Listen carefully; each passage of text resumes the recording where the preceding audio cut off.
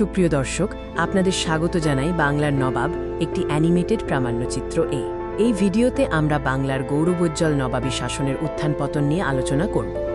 এই প্রামাণ্যচিত্রটি সেই সময়ে নিয়ে যাবে যখন বাংলা ছিল মুঘল সাম্রাজ্যের অন্যতম সমৃদ্ধশালী প্রদেশ এবং নবাবরা ছিলেন এই অঞ্চলের ভাগ্যবিধাতা।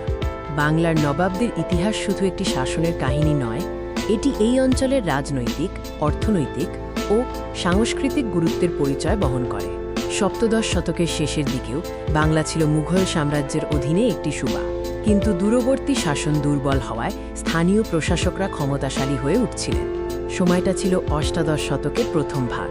এই সময়েই বাংলায় স্বাধীন নবাবী শাসনের ভিত্তি স্থাপিত হয়। মুর্শিদ কুলি খান, যিনি প্রথমে দেওয়ান এবং পরে সুবেদার নিযুক্ত হন, মুঘলদের নামমাত্র আনুগত্য বজায় রেখে কার্যত স্বাধীন নবাবী শাসনের সূচনা করেন। তিনি ঢাকাকে সরিয়ে ভাগীরথীর তীরে মুর্শিদাবাদকে রাজধানী হিসেবে প্রতিষ্ঠা করেন, যা ছিল তার ক্ষমতার প্রতীক। আলীবর্দী খানের শাসনকালকে এক্সট্রাইচেও প্রায়শই বাংলার নবাবী শাসনের স্বর্ণযুগ বলা হয়। তাঁর সুশাসনে বাংলা অর্থনৈতিকভাবে সমৃদ্ধ হয়ে ওঠে, কৃষি ও বাণিজ্য উন্নতি লাভ করে এবং রাজ্যে শান্তি বজায় ছিল। তবে এই সময়ে মারাঠাদের সাথে তাকে দীর্ঘ যুদ্ধ করতে হয়, যার ফলে কিছু অঞ্চলে অস্থিরতা সৃষ্টি হলেও তিনি সফলভাবে রাজ্যের সুরক্ষা বজায় রেখেছিলেন।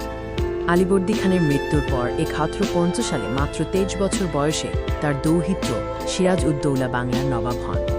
সিংহাসনে আরোহণ করেই তিনি অভ্যন্তরীণ বিরোধিতা এবং ইংরেজ ইস্ট ইন্ডিয়া কোম্পানির ক্রমবর্ধমান ক্ষমতা বৃদ্ধির মতো কঠিন চ্যালেঞ্জের সম্মুখীন হন।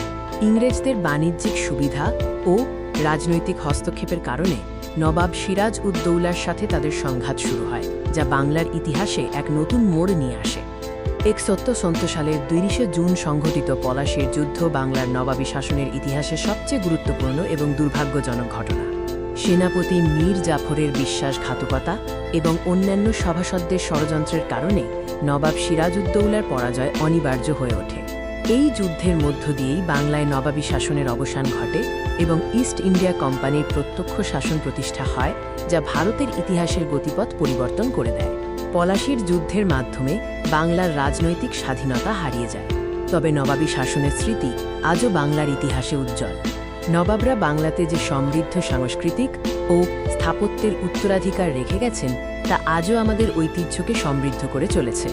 আজকের প্রজন্মের কাছে এই ইতিহাস শেখায় যে অভ্যন্তরীণ সংহতি এবং সতর্কতা একটি জাতির স্বাধীনতা রক্ষার জন্য কতটা গুরুত্বপূর্ণ।